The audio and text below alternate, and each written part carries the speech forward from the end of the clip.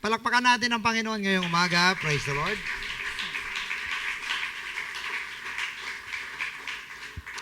And of course, we are so thankful to the Lord na ngayong araw ay nandito tayo sa bahay ng ating Panginoon.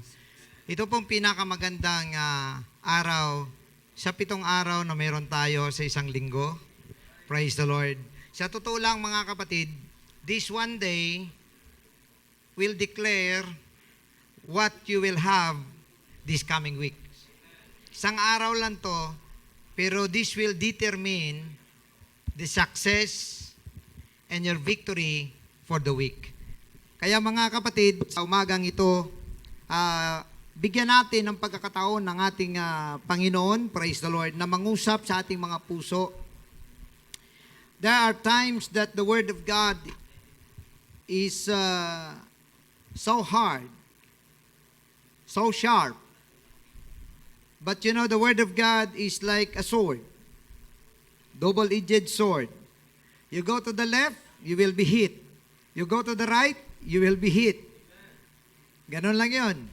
Pwede mong pandepensa, pwede mong pang-atake. Ganon po yung salita ng ating Panginoon. But the best thing, the best attitude to every word that we receive is to receive it with all of your heart. Praise the Lord. Because that is the way God talks to us. Ngayong umaga na ito, binabati natin ang lahat sa pangalan ng ating Panginoon. Wala akong listahan dito. Praise God. Nahuli ang ating mga sekretary. Thank you. Siyempre, binabati muna natin yung mga kapatiran natin na mga bakasyonista natin bumalik na. Praise God. Maganda itong mga pabakasyon-bakasyon lang eh, no? Ang karamihan na dugtong yan, sana all. Praise God. And of course, binabati rin po natin ang family ni Brother Barry. Praise the Lord. Kasama natin ang buong family and their baby also. Praise God. And siyempre, binabati ko po ngayong umaga si Sister Lizel Ann Kapalaran mula po sa Montalban. Bisita ni Sister Shane. Praise the Lord. And Sister May, ano ito? Maelea or tama? Maelea. Oh, ito na naman tayo eh. Maelea Alaro, mula po sa Navotas, bisita naman Sister Abigail. And siyempre yung bagong dating din na anak ni nila Sister Menelin, Brother Jovi, si Brother Mark Paul Angelo. Dagdagan nyo pa isa pang pangalan para buong diretsyo na ng diploma, tagos. Ano? Praise God. Brother Ryan Dave Chimpo. Ayan, bisita ni Brother JC. Sinong JC ito? Giancarlo? Giancarlo. And Brother Jimboy Taguba. Ayan, bisita rin ni Brother Giancarlo. Taga-Batasan?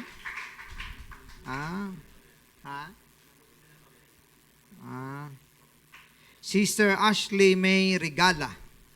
Mula sa Marikina, Sister Nikki.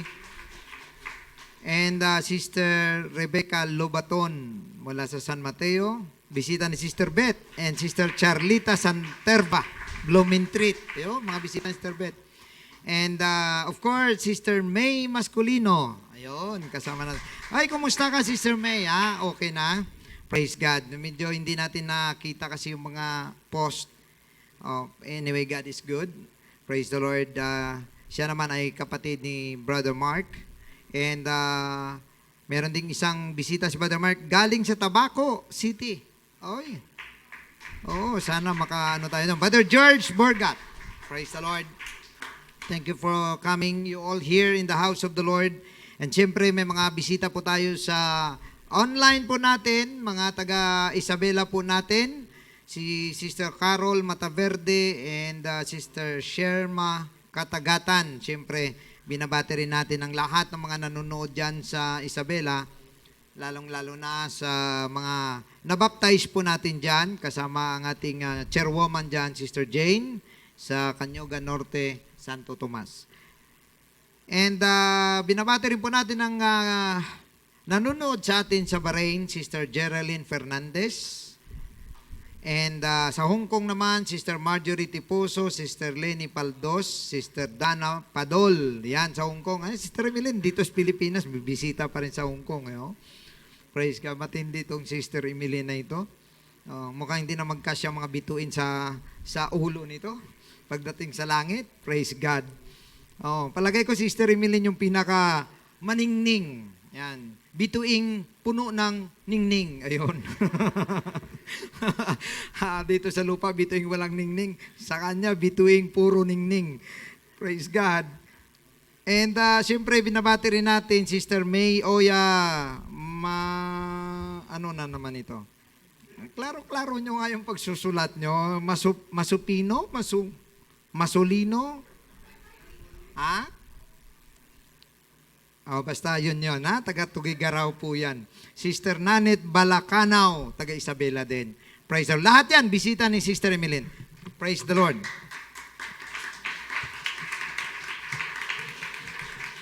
And siyempre, binabati po natin mga taga Hong Kong po natin, na mga kapatid po natin dyan. Praise the Lord. Sana patuloy po kayong sumusubaybay sa ating pong online services. Praise the Lord. And ngayong umaga, we hear the word of the Lord, and I believe that our heart is ready today. And we have baptized pala nung nakaraan, 4 souls were baptized last week. Pwede bang tumayo? Ang mga nabaptize po nung nakaraang linggo, pwede po bang tumayo? Esther? Sana ba yung iba? Hindi na bumalik? Ayun, 4 yan sila, di ba? Tama? Mga taga Marikina po yan. Mga taga Marikina po ang ating nabaptize. Ayun, huwag kayo mahiya. Oo, pagdating sa langit kasi, introduce din kayo doon. Dito pa lang. Ayun, ayan. Sige, thank you. God bless you. Wini-welcome po natin sila sa pamilya ng Diyos at sa bahay ng ating Panginoon. Praise the Lord. Ngayong umaga, I will give conclusion to Joshua chapter 5. And ang ating pong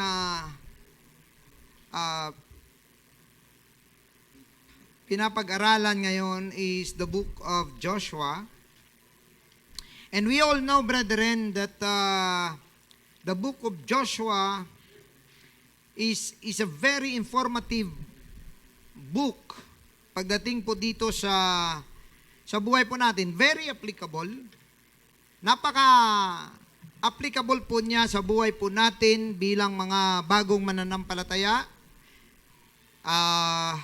May mga challenges, maraming kalaban, maraming mga obstacles in life.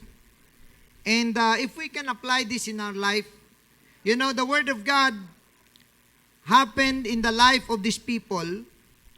But I would like to tell you that God's principles never change. Pag sinabi mong God's principles, hindi nagbabago yun. Kahit anong panahon. That is one of the most amazing fact in the Bible, in the Word of God. Because if this is not God that inspired to write this book, paano niya na-establish ang lahat ng mga principles na ito? And then these principles, if you follow, you will have success. Pag sinundan natin ito, mga kapatid, magkakaroon ka talaga ng success. Imposible na hindi ka magiging victorious kapag sinundan mo ang prinsipyo ng Diyos. Maraming mga tao, mga kapatid, ang gustong mag-refute sa mga principles na sinasabi ng ating Panginoon. Pero minsan, sa isang ordinaryong tao, hindi mo maisip yun eh. Kagaya, for example, mga kapatid, nung sinabi ng ating Panginoon, except the corn diet, the seed of the corn diet, it shall not grow. So kung ikaw lang, normal mo lang na pananaw, paano mabuhay ang patay na?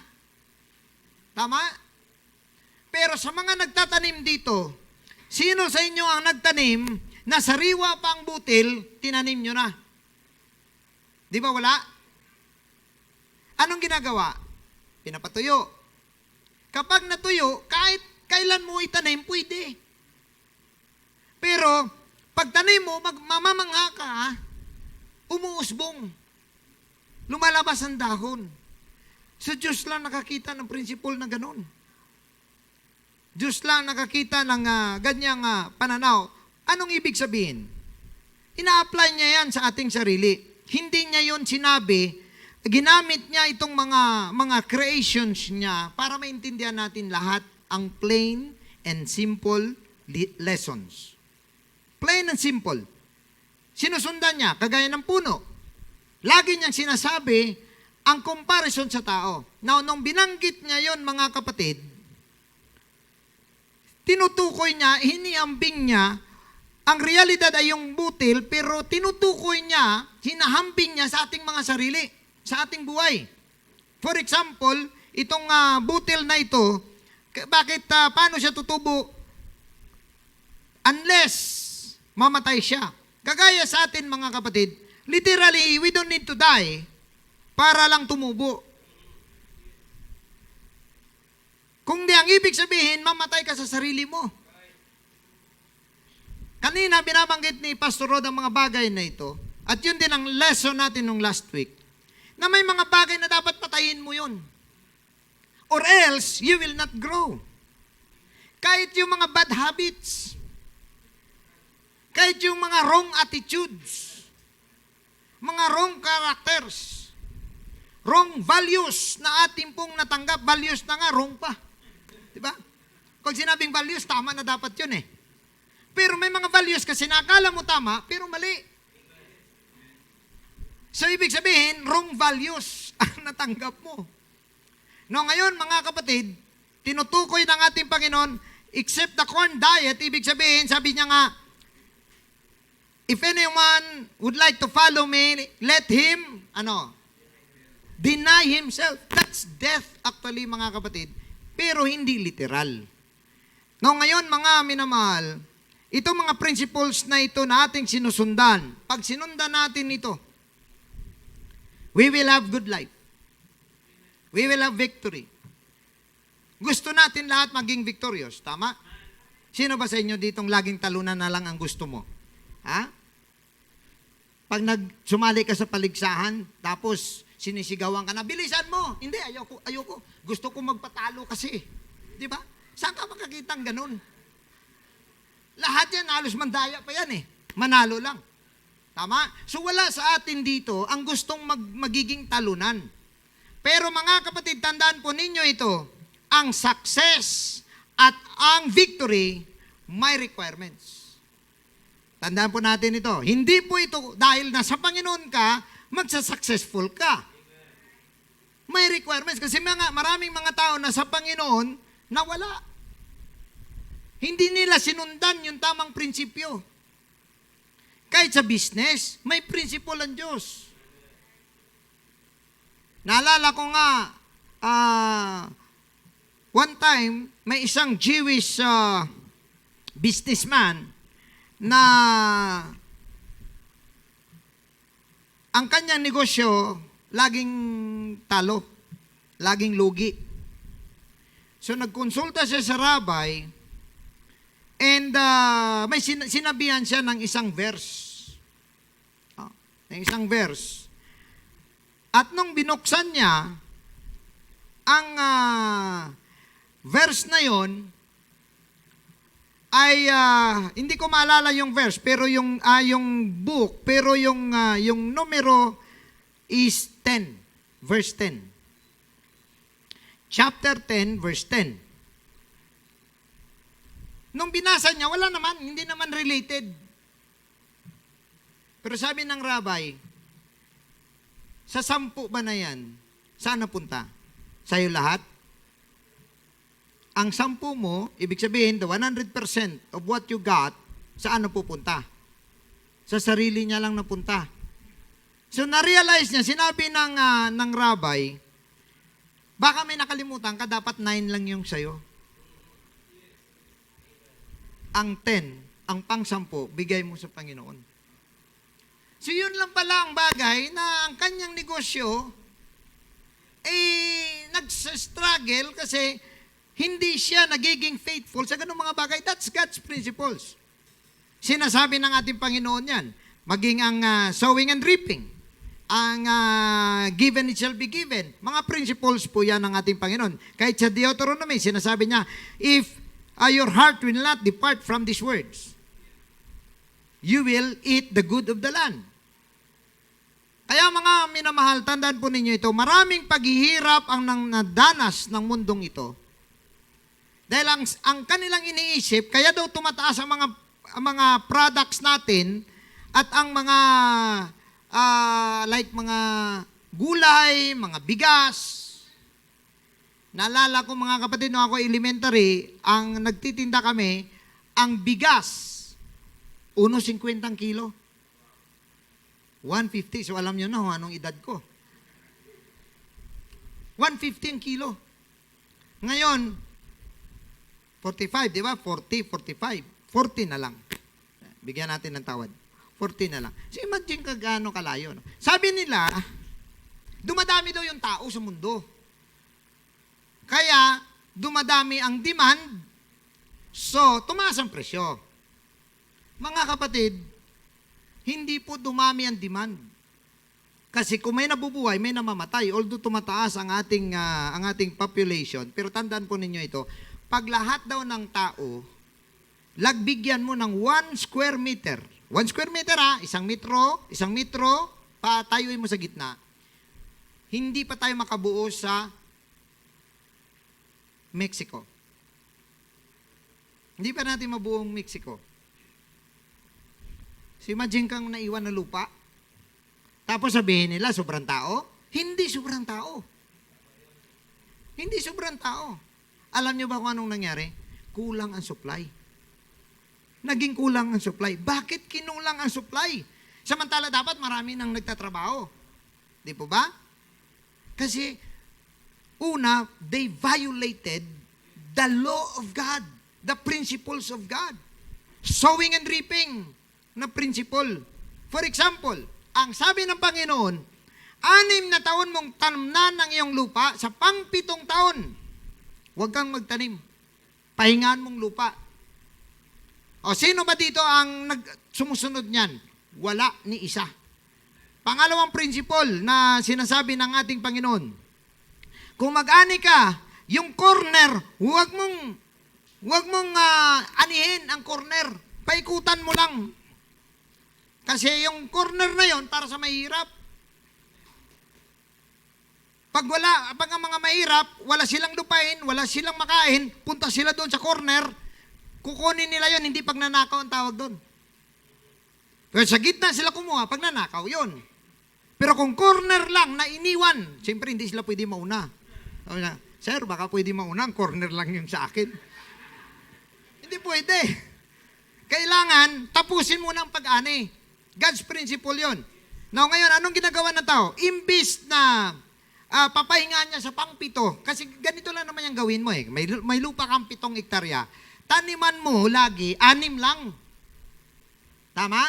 6 lang. Ang isa pahinga. Sunod naman, 6 ulit, ang isa pahinga. Sunod naman, 6 ulit, sunod pahinga. Ang isa pahinga. Pag ginawa mo yon, sabi ng Panginoon na tagalikha ng langit at lupa, makasingaw ang lupa. Kailangan makasingaw. Ngayon, anong nangyari sa lupa natin? Dahil hindi lang isang crop, may second crop, may third crop, may fourth crop pa ngayon na dinidevelop. Bakit kulang? Bakit kulang?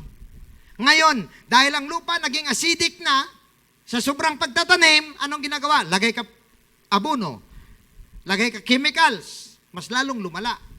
Ngayon, naisipan ng tao, bumabalik sila organic. Ngayon, pag hindi natin sundan ang prinsipyo ng Diyos, mga kapatid, pahirap ng pahirap ang buhay. Kaya dito, pasalamat tayo, nandito tayo sa bayan ng Diyos. Kasi ang tinuturo sa inyo are nothing but the principles of God. Now, nasa inyo na yon kung susundan nyo. Nasa inyo na kung inyong i-apply sa buhay ninyo. But the best thing is, at least, you heard it. You know it. Kaya marami mga tao nang mamatigas sa pagbibigay. Tandaan po ninyo ito mga kapatid. Pag tinuro dito ang pagbibigay, it is not because we want to be rich. Hindi po yan ibig sabihin na gusto ni pastor magiging mayaman. Na ang aking coat, kapantay ng kulay ng kotse ko. O, di ba? Pag blue, blue din dapat kotse. Pag black, black din ang kotse. Hindi ganun, mga kapatid. Dahil sa totoo lang, sabihin ko po sa inyo, simula nung nagsimula po ako maging pastor, I never complained sa kahit na anong poverty na aking dinanas. Sa kakulangan. What is in my mind is just only to work for God. Now, itong tandaan po natin, mga kapatid, hindi ibig sabihin na gusto naming yumaman. Meron ba minsan, may mga joke pa yan na isang buwan na tayong tinuturuan ni pastor ng tithes, palagay ko, maraming bayaran to. Hindi ganun, mga kapatid. The reason why we teach that here is for you. For you. Kayo ang magbibinipisyo. Subukan nyo lang. Subukan nyo ang mga sinasabi rito and you will reap the best. Kaya nga, mga kapatid, kung tutusin, ang aming blessing hindi direktang napupunta sa amin. Galing sa inyo. Kaya ang gagawin ng Diyos, i-bless muna kayo para bago kami makatanggap ng blessing. Tandaan niyo ito, we will not be blessed unless God will bless you. So the best thing is, God will bless you first. Ayaw nyo nun? Ayaw nyo? Ha? Naghihinayang ka sa 10,000 sa iyong ikapo. Pero bakit naging 10,000 ang ikapo mo? Palagay mo. Palagay mo. Bakit naging 10,000 ang ikapo mo? Kasi kumita ka ng 100,000. Amen? O, naghinayang ka, gusto mo 100 lang? 100 lang, gusto mo? Eh di okay naman ang Diyos doon. Okay lang naman yon. Eh lang, 1,000 lang nga ang matanggap mo. Eh, saan ka? Saan ka? 100,000? 1,000. Kasi naghinayang ka lang doon sa dami ng green. Blue ba yun?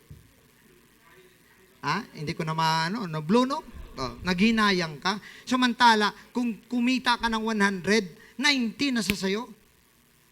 Kumita ka ng 1,000, 100 nga lang nawala sa'yo, pero 900 lang din naiwan sa'yo. Anong principle meron tayo dito? Anong mathematics? Saan tayo nag-aral? Napiliin natin ang maliit kaysa malaki. Amen? Now, ang tinuturo po natin dito are nothing but God's principle. Kaya ngayon, mga kapatid, ang aking dadalhin sa inyo, victory and success has requirements. May requirements po yun. And this is the conclusion of Joshua chapter 5. Now, hindi na ako magbabasa ng Joshua chapter 5 dahil ang mga babasahin ko ay mababanggit din natin along the way. But if you study Joshua chapter 5, merong 3 bagay dito na iyong makita bago sila nagiging victorious. Ito po ang consecration, provision, and assurance. Kaya sa umagang ito, sabayan po muna ninyo ako sa ilang minuto. And we will ask God to bless us today because God would like to give you victory today and success. He doesn't want people who are always losers. Galit ang Diyos sa mga losers. Hindi naman galit. Ayaw niya lang. Kaya sa umagang ito, let us pray. Heavenly Father God, once again, we ask you to bless our minds and our hearts. Hinihiling ko, Panginoon, na ikaw mag-bless sa mga nakikinig. Anoint their hearts, Lord, to receive the word. Nawa, Panginoon, bigyan mo kami ng kalakasan na ma-apply sa aming buhay ang mga bagay na ito. Ikaw, O Lord, ang Diyos na pinaglilingkuran namin, nagmamayari ng langit at lupa. O Lord God, hallelujah, alam namin anumang mga kailangan namin ay maliit na bagay, O Lord. Walang imposible sa iyo, walang mahirap para sa iyo. Sa araw na ito, Panginoon, we claim that success, we claim that victory, we claim all the blessings in the name of Jesus Christ. Amen. Praise the Lord. Sa umagang ito, mga kapatid, patuloy natin na bibigyan ng pansin ang 3 bagay na ito na mabasa natin sa Joshua chapter 5. Unahin natin, mga kapatid, ang consecration. consecration, anong ibig sabihin ng consecration? You make yourself holy, you make yourself right, you make yourself straight with God.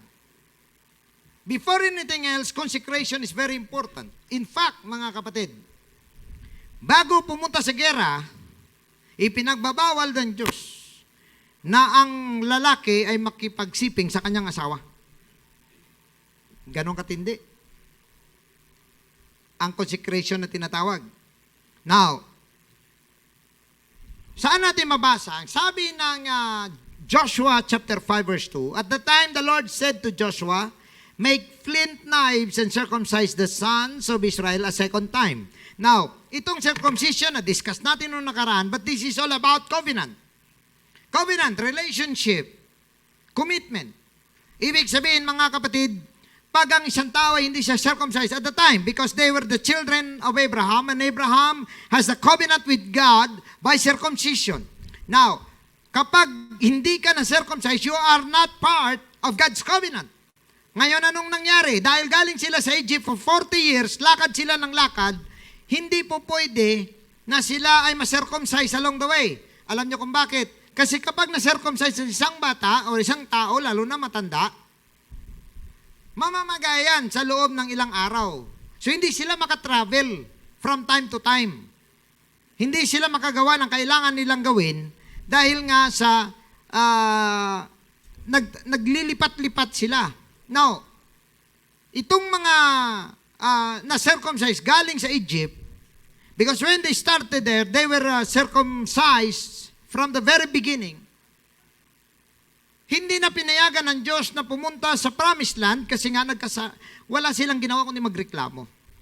Wala silang ginawa kundi ang maghanap ng mali kay Moses at saka sa Diyos. Kaya nga mga kapatid, sa totoo lang, hindi maganda ang propesyon ng reklamador. Pag ang propesyon mo, puro ka reklamo, hindi maganda. God doesn't want na ang mga tao ay lagi nagko-complain. Rather, think of what you can do. Mas maigi pa na mag-isip ka kung anong solusyon kaysa anong nakita mong problema. Pag may makita kang problema, baka pwede po naman ikaw na lang magsolusyon. Now ngayon, hindi sila pinayagan, lahat sila 40 years and up, 41 years old and up, patay. Hindi nakapasok sa promised land. Pati si Moses, hindi nakapasok sa promised land. Kawawang Moses. Alam niyo ba yon na hindi siya nakapasok sa promised land? Kawawang Moses, alam niyo kung bakit? Kasi ang kasalanan niya, hindi niya kasalanan dapat. Ang kasalanan niya, sinunod niya ang tao. He want to please people. He doesn't want enemies.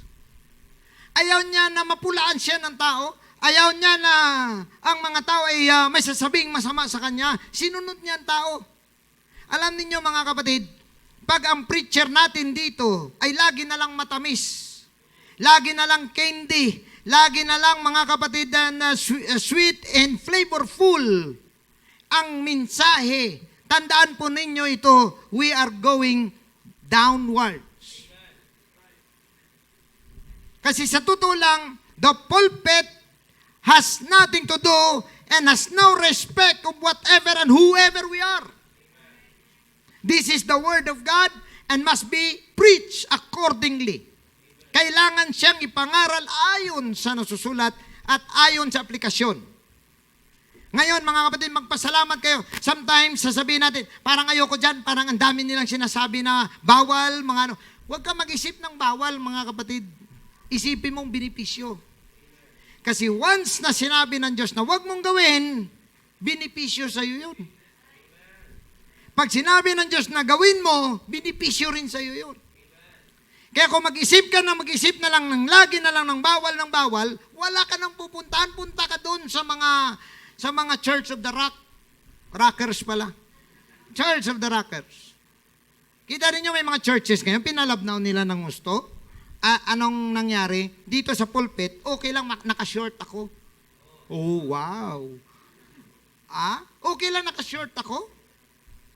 Saan kayo makakita ng gano'n? Tapos naka-Hawaiian polo. Oh, naka-Hawaiian na damit, naka-short na pastor, naka-sneaker, na naka-short ang pastor, nagpipreach, okay lang daw yun.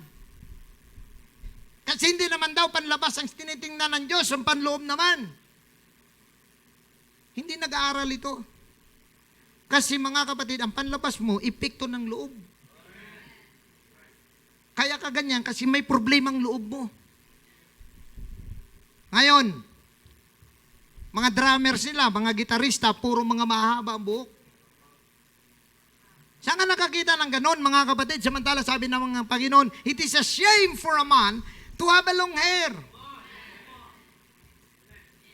Ang tangi lang inaalaw ng Diyos na magkaroon ng long hair, Nazarin. Pero ang Nazarin, ibig sabihin, meron kang covenant. May pangako ka sa Diyos na hindi mo puputulan ang buhok mo until na matupad mo ang pangako mo sa Diyos. Yun ang Nazarin. Ngayon, kung ikaw mahaba buhok mo, ang tanong, lalaki ka, mahaba buhok mo, ang tanong, ano bang vow mo sa Diyos? May vow yun dapat eh. Ito, vow.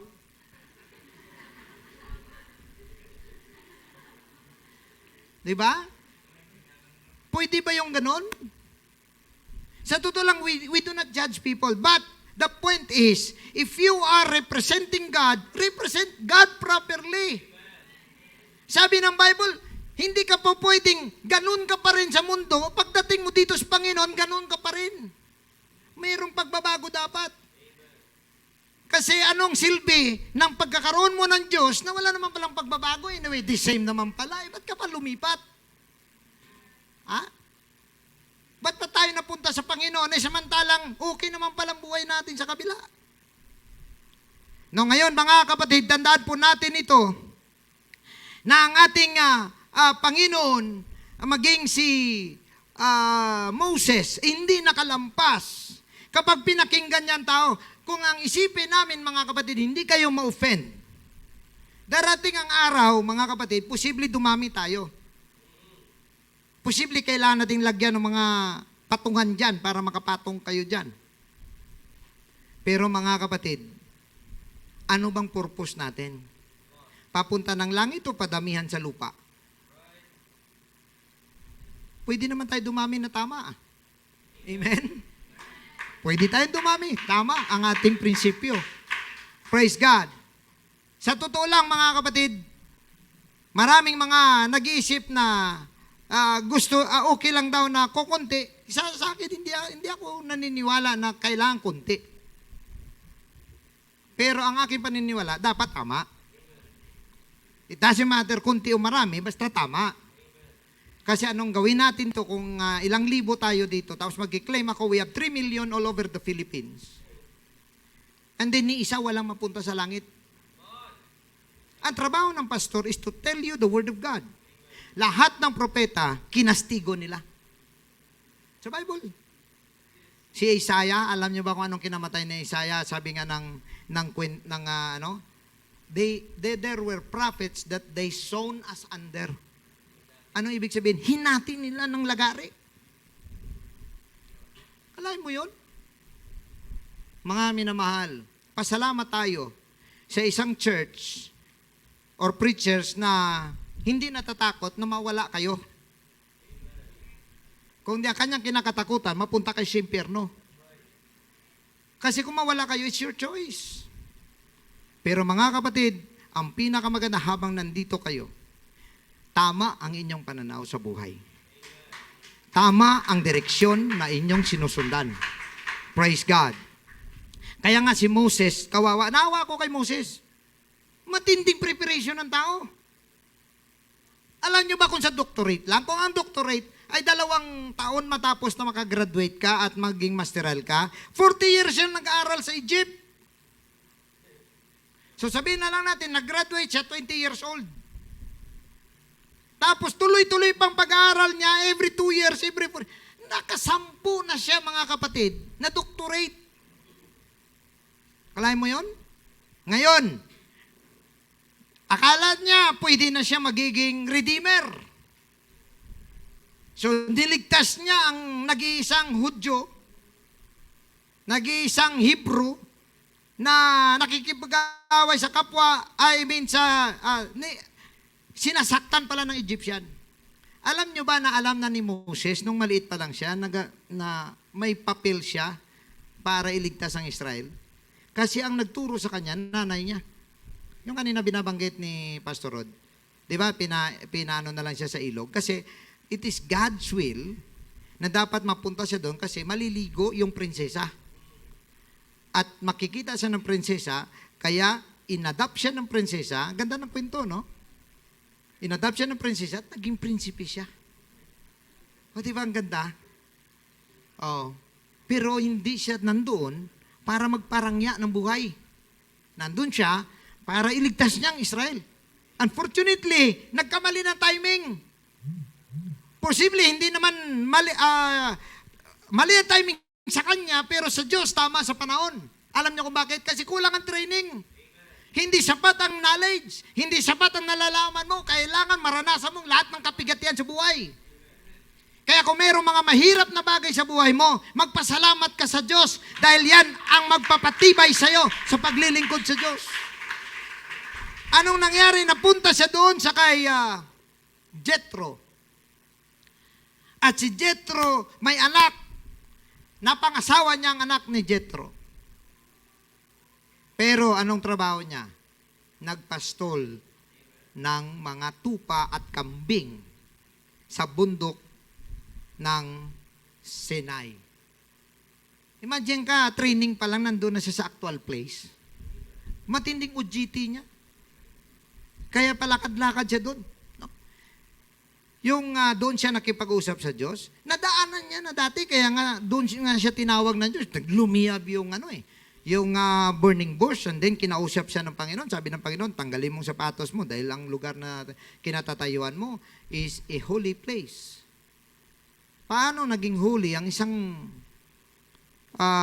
wilderness?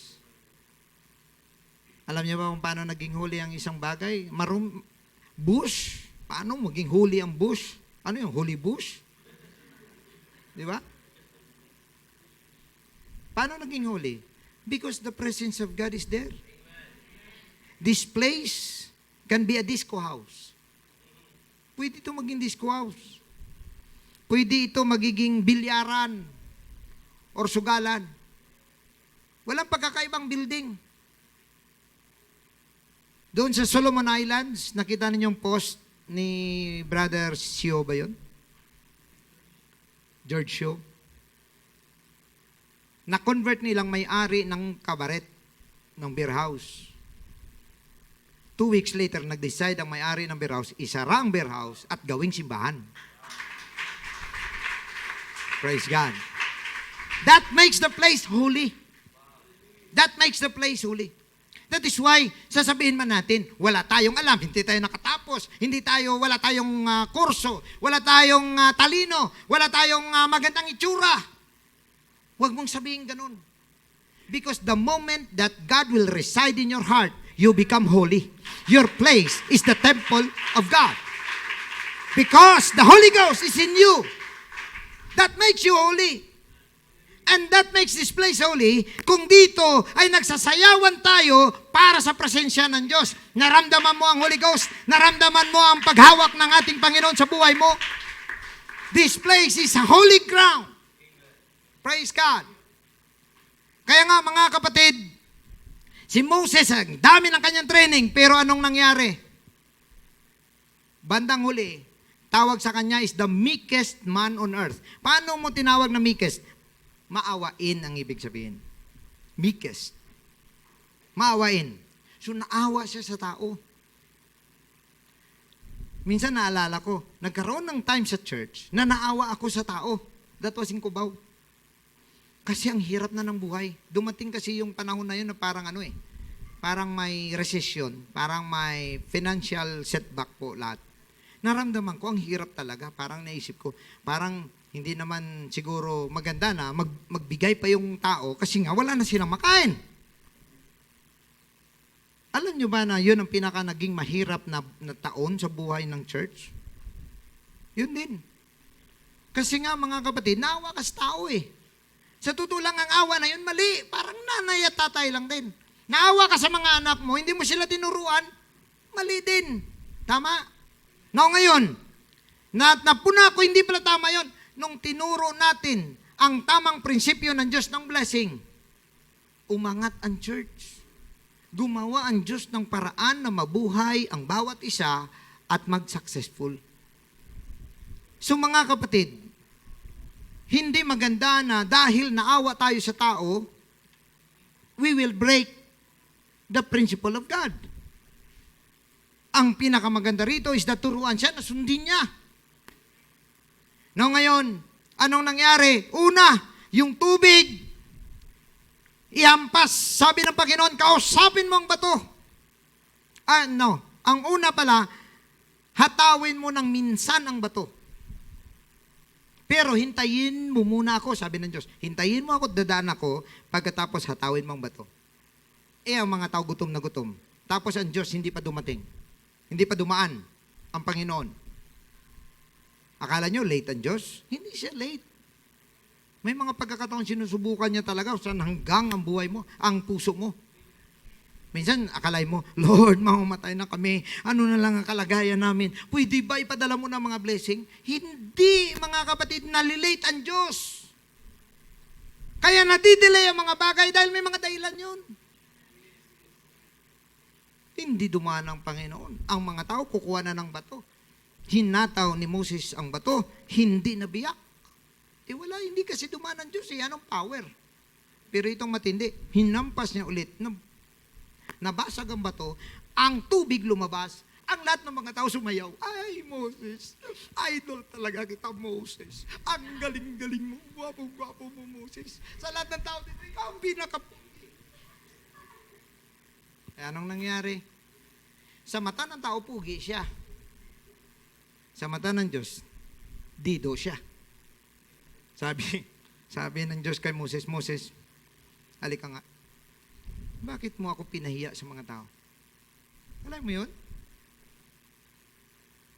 Pag tayo mga kapatid ay hindi na sumunod sa prinsipyo at sa salita ng Diyos, nilalagay natin sa alanganin ng Diyos. May gagawin siya, hindi na magawa. Pangalawa, ang pinakauna niyang kasalanan yung bato. Yung bato sa Mount Sinai. Umakyat siya sa Mount Sinai, dala-dala niyang Ten Commandments, pagbaba niya, nagsasamba na sa gintong baka ang mga Israel. Sa galit niya, kasi number 1 pa naman, no? Thou shalt not have any other gods before me. Thou shalt not make any graven images unto me. Neither shalt thou bow them and worship them. Lahat nakasulat doon. First and second commandments, yun ang nakita niya pagbaba niya. Ito bang malungkot? Ang organizer si Aaron. Oo. Event organizer si Aaron.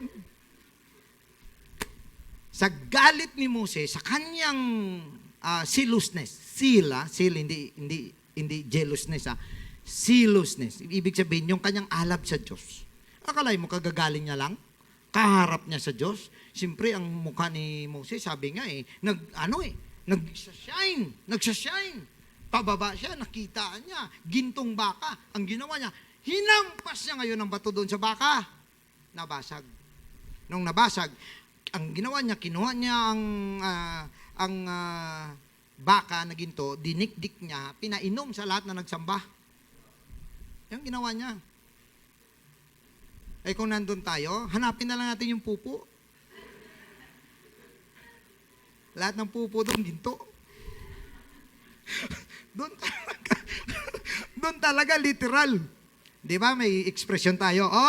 Ingat kayo, maraming ginto sa daan. Di ba? May mga daan na maraming ginto sa tabi-tabi, lalo sa probinsya. Ay, kahit dito sa Maynila, may mga ganyan. Diyan lang. Yun, literal talaga. Ang napupo nila ginto, pinainom sa kanila eh. Akala mo ilang tonelada siguro. Ilang kilo siguro na baka yon. Tapos pinainom sa kanila. Alam niyo, anong nangyari? Sabi ng Diyos kay Moses, Moses, halika nga. Bakit mo binasag ang bato? Ikaw ba gumawa nun? Mga bagay ko minsan, out of zealousness. You know, may mga bagay na sa alab natin sa Diyos, may mga nagagawa tayong mali. Hindi pala approved sa Diyos, pero para sa Diyos yun. Kaya mag-ingat po tayo sa selfishness po natin. May mga selfishness na lumalampas sa bakod. Nababasag, nasisira. Imbis na makabuo.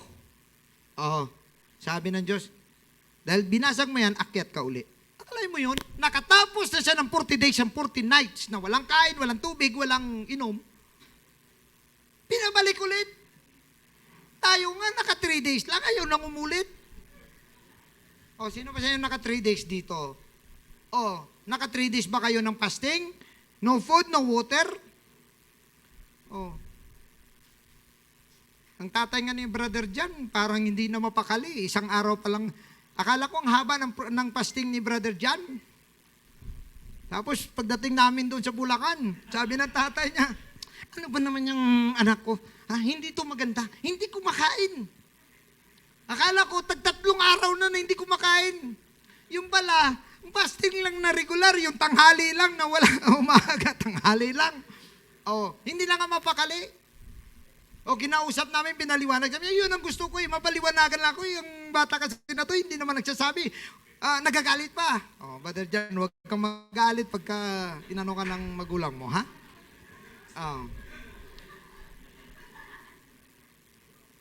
Akalain mo yun? Iba nga sa inyo, hindi pa nakapasting yata eh. Sino pang hindi nakapasting dito? Ang dami, ano? O, walang tumaas kasi ayaw nating malaman, di ba?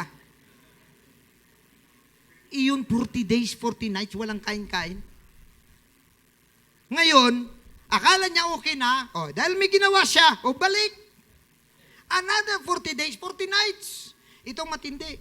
40 days walang kain, 40 days walang inom. Mga kapatid, pagdating sa tuktok, pinaukit pa siya ng bato. Sabi ng Diyos, kasi ang unang bato, Diyos ang nag-ukit. Akalain mo yun, sayang yung bato na yun, Diyos ang gumawa. Pagkatapos, binasag niya lang. At nung nabasag Diyos, sabi ng Diyos, sige, ikaw nagawa. Hala, imagine ka, wala ka ng kain, wala ka ng inom, tapos magtitiltig ka pa ng bato. Sabi niya, gawa ka ba to? Sulatan ko. Sulatan ko. Kaya ang bato na yan na nasa Ark of the Covenant, hindi na yung Diyos ang gumawa. Si Moses na, pero ang nagsulat, Diyos pa rin. That is why that was the second time that God wrote. The third time is when Jesus Christ bowed down and wrote in front of Mary Magdalene. Ay, the third time pala, yung sa wall, yun ang third time. Many, many tickle of our sin. Sumulat ang finger ng Diyos. Pangapat, doon si Jesus Christ nagsulat. Palagay niyo anong sinulat niya? Yung sinulat niya sa bato ni Moses, yun ang sinulat niya sa lupa. Ang lahat ng tao ngayon, sabi ng Diyos, sabi ng Panginoon, kung sino sa inyong walang kasalanan, unang magbato sa babae. Sulat siya. Pagtingin niya sa babae, sana yung accuser mo. Wala na, Panginoon, nagsiuwian na. Sabi ng Panginoon, okay, go and sin no more. So mga kapatid, God will make wonders in your life, but you have to obey His word. Requirements po yun. Si Moses, lumampas sa requirements, hindi nakapasok. Alam niyo bang Moses pleaded 3 times. 3 times before God. Napaapakin lang siya kahit isang hakbang lang. Lord, 1 step lang. Sa promised land kasi, di ba may Jordan? Andito sila sa kabila eh. Sabi palampasin mo lang ako, Panginoon, kahit na isang hakbang tapos, tatay.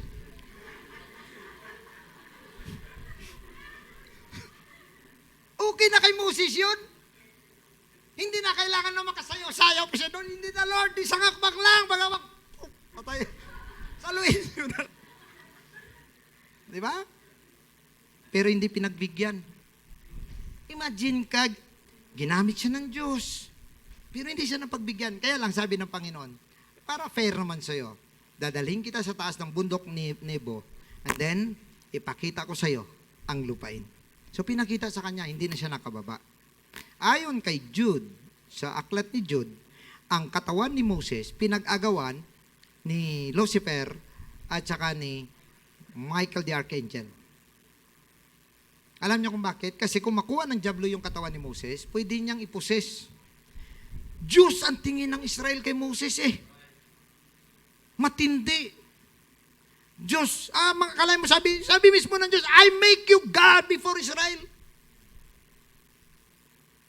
Ibig sabihin, minsan sa glory at sa mga bagay na ginawa ng Diyos sa buhay natin, mag-ingat din tayo mga kapatid. Because sometimes God will raise you up on glory.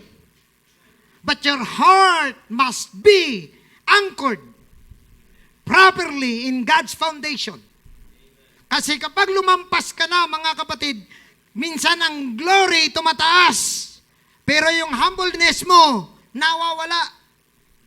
Kaya the more God will lift you up, the more God will put you on higher ground, the more that you abase yourself. Yun ang principle ng Diyos. He that abase himself will be lifted up. Pero kung itaas mo ng sarili mo, maging mayabang ka, kung sino ka, alam ba ninyo mga kapatid, sa pagharap natin sa Panginoon, sometimes ang iniisip natin kung sino tayo. Paano ko nasabi yun? Talagan nyo. Kasi kung hindi mo kayang i-humble down ng iyong sarili, hindi ka maka-worship. Paano ka maka-worship na hindi mo mababa ang iyong sarili? Kaya hindi ka maka-worship dahil ang feeling mo, marami kang tinitingnan sa sarili mo. Posible may pride ka, posible ikaw ay pagod, posible ikaw ay antok, posible wala kang gana, wala ka sa mudo. Marami man, it's all about self. But when you come to God and you humble down yourself, there is nothing that you can do but to worship God, because by this time, nakikita mo ang kabutihan ng Diyos. Hallelujah. Praise God. Mga kapatid, when you come, sabi pa nga itong circumcision na ito, means you consecrate yourself before God. May mga bagay na dapat matanggal. May mga bagay na dapat iwaksi. So while the people of Israel, alam niyo ang kasunod pa nito, maliban sa circumcision, while the people of Israel were encamped at Gilgal, they kept the Passover. Nag-celebrate sila ng first Passover after wilderness.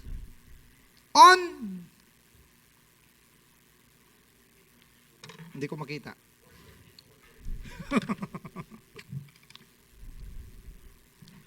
On the 14th day of the month, in the evening on the plains of Jericho. So mga kapatid, bago pa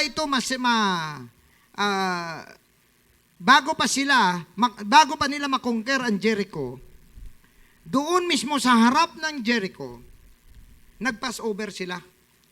So minsan, kung tutusin, sa normal nating pag-iisip, aatake na dapat di ba? So mga generals, pag nakita mong mahina ng kalaban, atakihin mo na. Yun yung principle ng giyera. Strike while the iron is hot. Ibig sabihin, when the iron is hot, it's too soft. It's malleable. It's hugisable. Pwede mo mahugis kahit anong gusto mo. Strike the iron while it is hot. So itong nangyari na ito, imagine ka for almost 1 month, wala silang activity, at ang kalaban nila takot na takot. Kung ikaw ordinaryo kang general, sabi mo, ano pang inaantay natin? Aatake na tayo. Pero mga kapatid, ang principle ng Diyos, consecrate first. Consecration first. Kaya anong nangyari dito mga kapatid? Kung inyong pag-aralang maigi, if you put yourself back to God, right with God, that is, hindi po sayang na mga panahon yon. Pag bumalik ka sa Diyos, pag inaayos mo ang buhay mo, inaalay mo sa presensya ng Diyos, hindi sayang ang mga araw na yon. But that is the most productive days of your service with God. Because you cannot have victory without these things. Hindi ka magkaroon ng victory. Pero ang nangyari dito, sabi ng Panginoon, just consecrate first. Alam niyo kung bakit? Kasi darating ang araw, maintindihan na ng Israel, bakit sila pinapakonsecrate ng Diyos? Dahil sa bandang huli pala, hindi silang lalaban. Oh, sinong lalaban sa kanila palagi nyo? Ang Diyos. Kaya unahin nyo muna, sabi ng Bible, sa mga aming mga mahal na bisita, seek ye first the kingdom of God. Unahin mo lang ang Diyos. Maniwala ka, sabi ng ating Panginoon, and His righteousness, in all these things. Wala po siyang may iniwan. Hindi niya sinabi, and half of these things. Hindi niya sinabing, part of these things. Ang sabi niya, kung unahin mo ang Diyos ngayong araw na ito, the Bible says, and His righteousness, and all these things shall be added unto you. Ang ibig sabihin, mga kapatid, kung pagbigyan natin, ilagay natin ang ating pananampalataya sa Diyos, ang mga bagay na nagwo-worry ka, ibigay sa iyo ng Diyos. Ibig sabihin, yung mga bagay na inaasa mo, nag-worry ka na hindi mo makamtan, nakamtan mo. Praise the Lord. Now, if you consecrate yourself to God, and when you are readying yourself for war or battle, God will give you provision. Itong maganda. Huwag kayo matakot magbigay buhay nyo sa Diyos. If you wage war against the enemies of God, and what is in your mind is for the glory of the Lord. Huwag kang matakot na mawalan ka. Huwag kang matakot na walang pera. Alam niyo maraming mga pastor, mga kapatid, na naghihintay sila na magkaroon ng pera bago sila gumalaw. Ay, gusto namin, pagawa kami ng simbahan, pero siyempre wala pang pera so maghihintay pa kami ng pera. Alam niyo mga kapatid, minsan sumasablay po yung ganong prinsipyo. Kasi ang prinsipyo ng Diyos, gawin mo muna bago ka i-bless. Ang ginagawa ng Diyos ganito pala. Kagaya sa akin, this is a real experience in our ministry. Ang karamihan, ang ilan sa inyo dito nakasama sa akin, I don't know kung meron pa dito nakasama sa akin sa Binangonan. Only Sister Nieve na lang siguro, no? Ikaw na lang, no? Naiwan. The only remnant.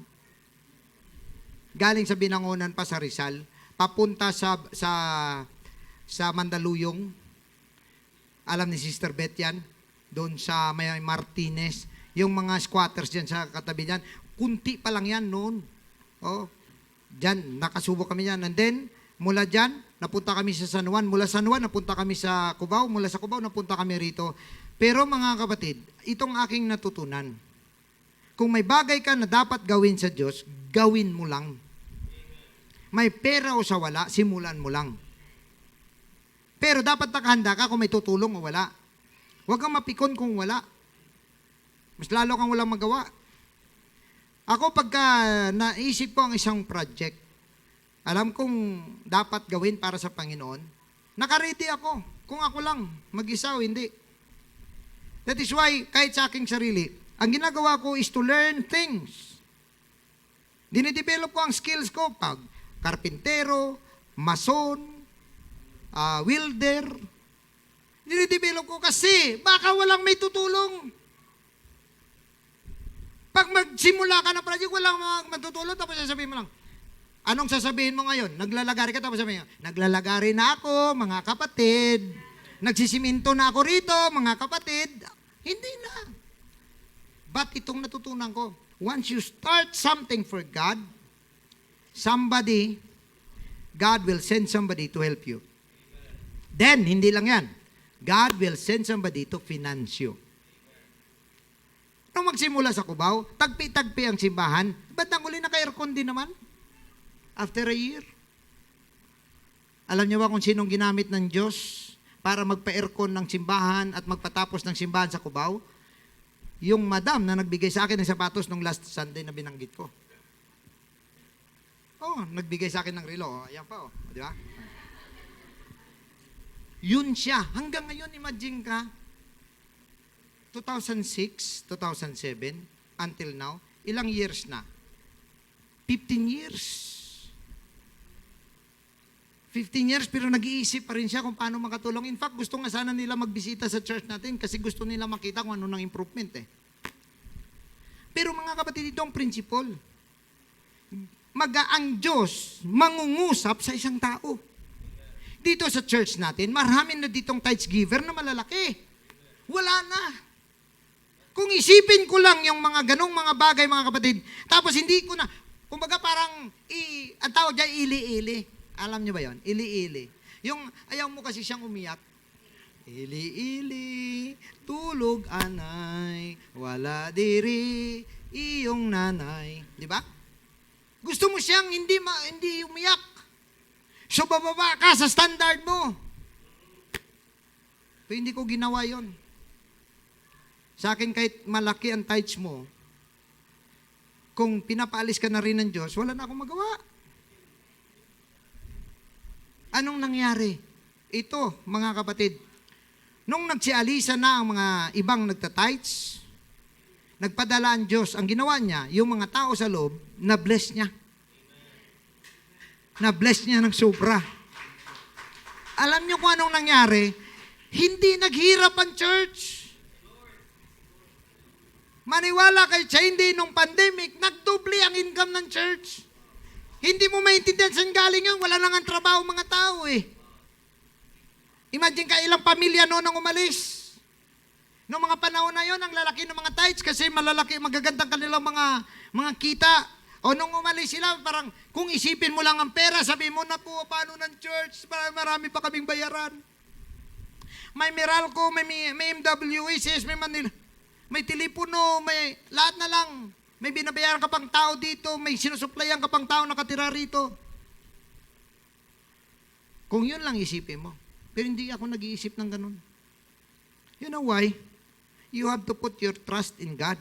Sa buhay mo, darating ang araw na minsan akala mo wala ka ng solusyon. Akala mo wala ka nang magawa, pero yun din ang panahon na gustong tingnan ng Diyos ang puso mo kung paano ka magtiwala sa Kanya. At kapag napatunayan mo yan sa buhay mo, maniwala ka, blessing is coming. God will bless you. God will provide. Ano? Jehovah Jireh? Sabi ni Isaac, Ama ko, nandito na ang apoy, nandito na ang altar, nandito na. Saan ang handog? Sabi ni Abraham, God will provide. Pero itong aking natandaan, mga kapatid, anong nangyari sa kanila? After the Passover on that very day, they ate the produce of the land and leavened bread, cakes, and parched again. Oh, for the first time, nakakain sila. Alam niyo kung bakit first time? Kasi puro mana sila. Puro mana nung dumating, nagreklamo sila. Gutom na kami, Moses. Anong kakainin namin dito sa wilderness? Sabi ng Panginoon, wag kang mag-alala, Moses. Magpapaulan ako ng mana. Umulan ng mana, imagine ka bawat umaga. Hindi mo kailangan mag-bake. Kumuha ka na lang. Sabi ng Diyos, kumuha ka lang ng kailangan mo sa araw na to. Huwag kang magtago. Huwag kang magpasobra. Ay, yung iba, hindi. Baka bukas wala na eh. Damihan natin. O, pinagtatago nila sa kabinet. Kinabukasan, puro uod. Anong principle ng Diyos? Bawat araw, may biyaya ang Diyos para sa'yo. Pagkatiwalaan mo. Sa inyong trabaho, sa inyong mga negosyo, sa umaga pa lang, i-claim mo na, God, I know you will bless me today. You will provide my needs, Lord. Praise God. Akala mo yung mana ng mana? Kaya lang, hindi ka ba natutuwa nung mana? Parang ang snow, parang mana? Ang mana pala, parang snow. Di ba? Sumasayaw ka. May ano ka pa, may gila ako.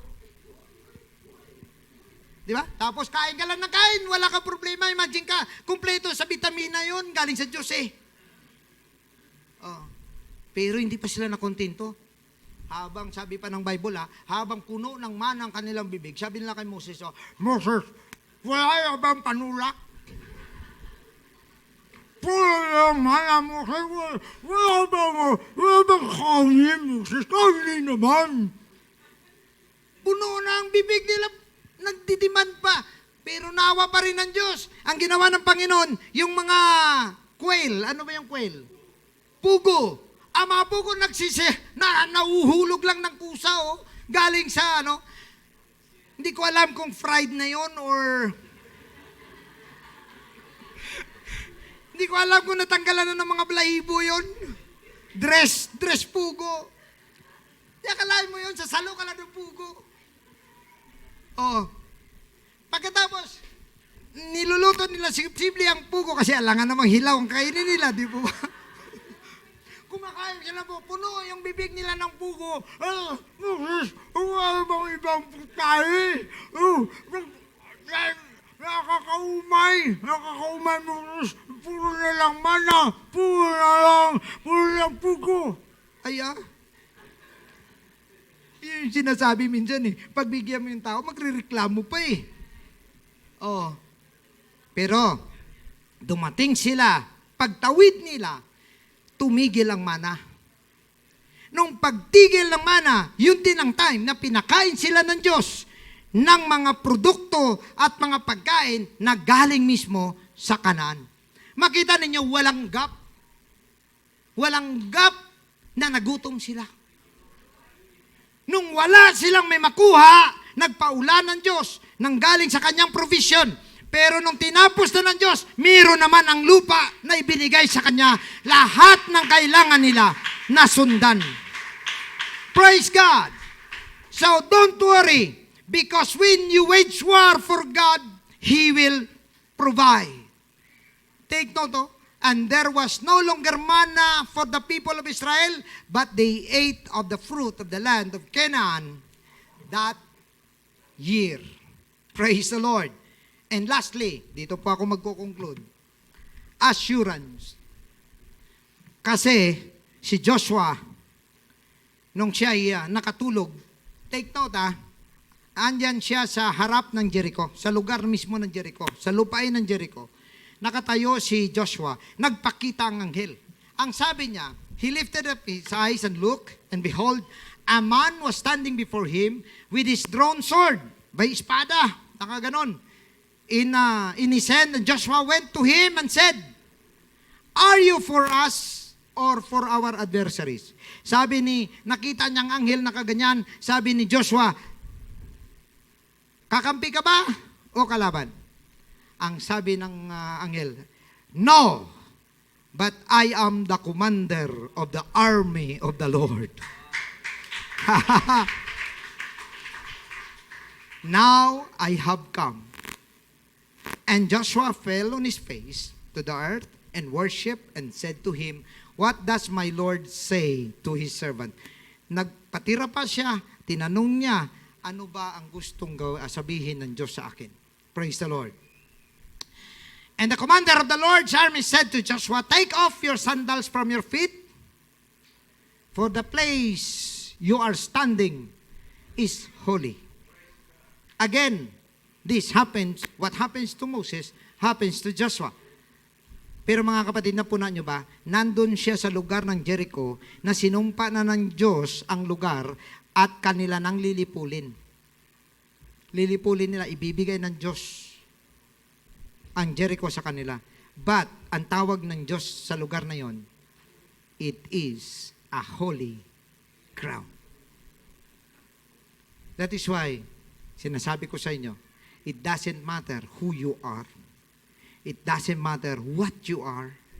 It doesn't matter kung anong background meron ka. Pero kung i-allow mo na dumaan sa buhay mo ang Diyos, your life will become holy. Mga kapatid, maraming pagkakataon na akala mo hindi mo na mabago ang buhay mo. Maraming mga tao nagsasabi sa akin, "Pastor, gusto kong maglingkod sa Panginoon. Gusto kong mabaptize. Kaya lang, Pastor, ang sama-sama ko. Gusto ko munang ayusin ang buhay ko, saka ako magpabaptize, Pastor." I always tell them frankly, you cannot do it. You cannot do it.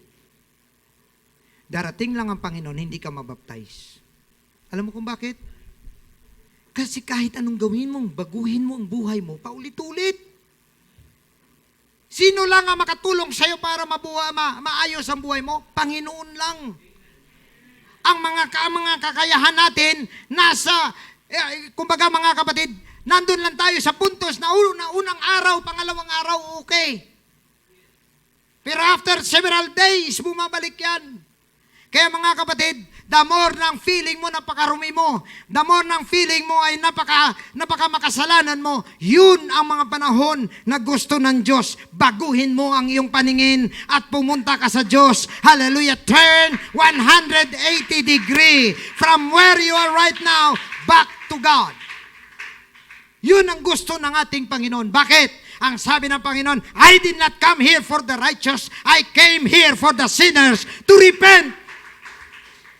Hallelujah, mga kapatid, ang araw na ito para sa atin na mga hindi na sana masolusyonan sa mga buhay na pariwara.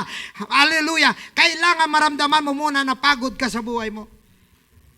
Pag hindi ka pa napagod, mga kapatid, sa mundong ito, walang mapapala ang pagbabago kasi you will still return back.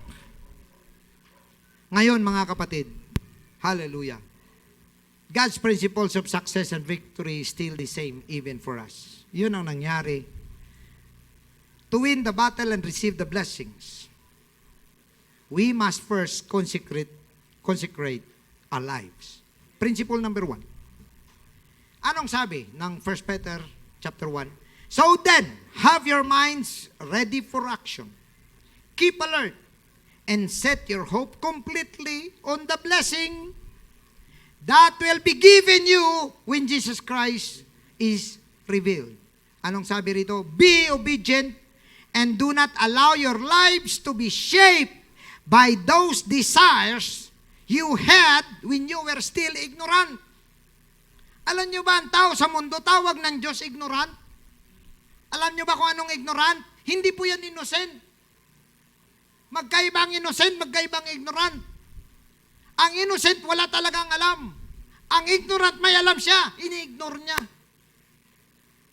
So alam natin ang salita ng Diyos, alam natin ang prinsipyo ng Diyos. We ignore it. Ignorant tayo. That is why maraming mga tao, alam nila sa mundong ito, hindi mo dapat kopyahin ang mundo.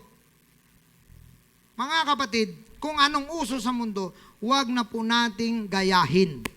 Because we are not slaves of the world. Be yourself. Maging maayos ka. Huwag kang mahiya. Kasi sa totoo lang, ang totoong nakakahiya, ang mundong ito. Nung unang panahon, mga kapatid, ipakita mo lang ang braso mo, babae ka, lahat ng matatanda, lagot ka. Naalala ko, lula ko, hindi yun apostolik ha, katoliko yun, aglipayan pala. Yung religion kasi nung mother ko, aglipay eh. Lumabas lang tuhod mo, nung unang panahon ha, hindi naman katagalan, pero nito lang, mga siguro 80s. Lumabas lang tuhod mo, ang dami mo nang marinig. Kaya kang babae ka. Ba't mo pinapakita ang tuhod mo? Akalain mo yun? Ngayon, anong uso sa mundo? Paiksian. Sa bagay, mahal ang tela. Walang pambili.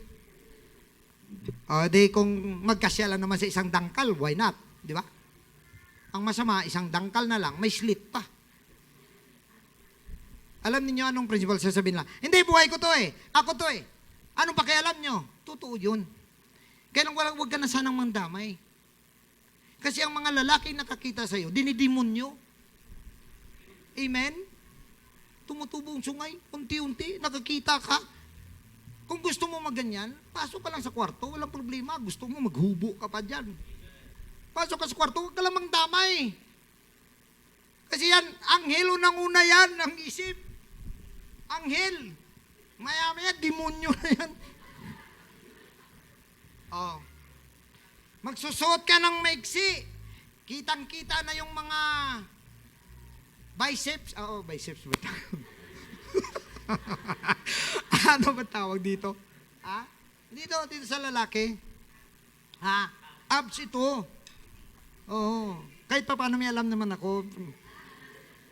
Dito, di ba? Ha? Sige, chess na lang kasi daw pangit naman pag i-mention talaga yung totoo, di ba? Anong mangyayari? Yuyuko ka, takpan mo. Di ba? Oh. Ang iksi ng palda. Yuyuko ka. Di ba? Pinapahirapan mo lang sarili mo. Tapos titingnan ka ng mga lalaki. Sabi mo, bastos. Di ba? Ba't hindi ka nalang magpahaba kahit anong kahit silipin niya pa yan, hindi niya makita? Amen? Kaya kung gusto mo ng ganong pananamit, walang problema. Pasok ka lang sa kwarto mo. Doon, 24 hours, magganyan ka. Ang sexy ko. Oh my gosh. Hindi ako makapaniwala. Hindi ko makuha ang aking paningin sa sarili ko. Oh, naalala ko yung kasamahan namin sa trabaho noon. May ano dito siya, oh. Ano ba yan? Yung dito? Cliff. Ha? Hindi. Ha? Hindi dito. Ano ba tawag dyan? Yung may ganito. Ha? Bingot. Yun, bingot. Pero ang ganda ng katawan. May maskulado. Kaya sabi niya, tumingin siya sa salamin. Nagpatagilid siya. Sabi niya, wow.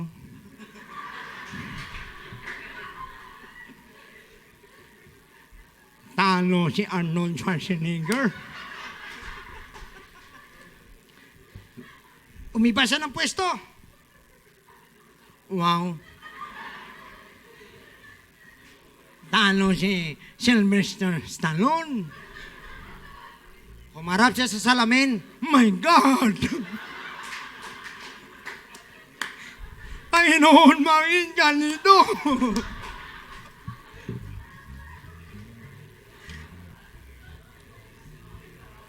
Alam ninyo mga kapatid, sa totoo lang, wag po tayo masyadong conscious sa sarili natin. Kasi mundo yan eh. Dapat attractive tayo, hindi sa mundo. Sa Diyos. Amen? Praise God! Kaya nga mga kapatid, sabi rito, instead, be holy in all that you do. Just as God who called you is holy, the scripture says, be holy because I am holy. Praise the Lord. So if you wage a spiritual battle, you know this, that God will provide. Tandaan po ninyo ito, pag naglingkod ka sa Panginoon, akala mo mawalan ka ng trabaho, akala mo mawalan ka ng mga blessing, God will provide. Dito mo maintindihan ang totoong blessing, mga kapatid. The Bible says, here is the greatest assurance, our victory is certain because the Lord of hosts is with us and shall command His angels to fight for us. Itong pinaka-the best na assurance, mga kapatid. When you serve God, if you're willing to consecrate yourself, God will just arrange provisions for you. Subukan po ninyo ito. Marami na akong nakita, mahirap sila nung maglingkod sa Panginoon. After several years, makita mo, umaangat ng umaangat ang kanilang mga buhay. Alam nyo kung bakit? Alam nyo kung bakit? Nababago kasing pananaw. It's all about in your mind and your vision. Nababago ang iyong pananaw sa buhay. Pero itong pinakamaganda na wala sa ating kamay, God's assurance. It is assurance that if you give your life to God, He will fight for you. Sabi ng Biblia, for the Lord your God is He who goes with you to fight for you against your enemies to give you the victory. Wow! Hallelujah! Sino makatalo sa Diyos natin, mga kapatid? By the finger of God, hallelujah! He created the heavens and the earth. Sinong kalaban ang makatayo? Ang sabi niya, I will make you a fortified wall of bronze to these people.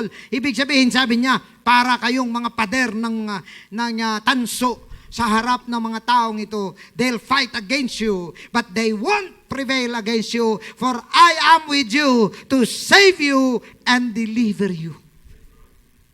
Kahit ano pang ginagawa mo sa buhay mo ngayon, kung ang buhay mo nakaayon sa Diyos, God will never leave you. He will never, never, ever leave you. Sabi niya, so I'll deliver you from the hand of the wicked and redeem you from the grasp of the ruthless. Ang sabi niya kay Moses in verse 13, chapter 14, Exodus, and Moses said unto the people, fear not, stand firm, and see the salvation of the Lord, for which He will work for you today. For the Egyptians whom you see today, you shall never see them again. Alam niyo ang nangyari? Hindi man lang nakabunot ng espada ang Israel dyan. Sumunod lang sila sa Israel para patayin ang Israel. Ang nangyari, nilunod sila ng Diyos sa Red Sea. The Lord, sabi niya sa verse 14, will fight for you. Ang ganda, no? Marami kang kalaban pero nakaganong ka lang. Go, Lord, go. Go, Jesus, go. Tapos yung mga kalaban mo, nagkaganyanan na lang. Hindi mo alam kung anong tumama sa kanila. Ganyan na lang sila. Samantala ikaw, nakaganong ka lang, oh. Alam niyo, ganyan ang benepisyo ng anak ng Diyos. Kaya sa mga taong nagtatanong, ano ba ang pagkakaiba ng may Diyos ka? Wala ito. Merong taga laban para sa iyo. Somebody is fighting for you. Wala kang Diyos. Kung wala kang Diyos, nakakapagod ang buhay. Bakit? Ikaw lahat eh. Problema sa pera, hala, banat. Problema sa mga bubay, banat. Problema sa Meralco, banat. Problema sa upa, banat. Banat ka lang ng banat. Nakakapagod yun. Pero kung may Diyos ka, siyempre hindi naman ibig sabihin na, tihaya ka na lang, Lord. Bless me. Hindi ganon. Pero bawat trabaho mo, binibless ng Diyos ang ginagawa mo. Proven and tested po yan, mga kapatid. Because He will fight for you. Ang sabi niya, fear not, sabi niya sa Isaiah 41:10, for I am with you, be not dismayed, for I am your God. Nanlupaypay ka ba? Sabi niya, I will strengthen you, I will help you, I will uphold you with my righteous right hand. Wow! Hallelujah! The angel of the Lord, sabi ng Psalms 34, the angel of the Lord encampeth round about them that fear Him and delivereth them. Hallelujah! Hindi nyo lang alam, hallelujah, may anghel pala na lumilibot-libot sa buhay mo. If you serve God, the angels can encamp around you. Hallelujah! Hindi mo lang makita yon, pero may anghel na naka-assign ang Diyos para lumaban para sa'yo. Hallelujah! Kaya nung makita yan ang nagsalita dito si David, nung malaman niya yan, sabi niya, oh, taste and see. Itong imbitasyon ngayon ni David. Bakit hindi niyo subukan? Mga kapatid, kung ang feeling ninyo talunan pa rin ang buhay ninyo, subukan ninyo, taste and see that the Lord is good. Hallelujah! Blessed is the man that trusted in Him.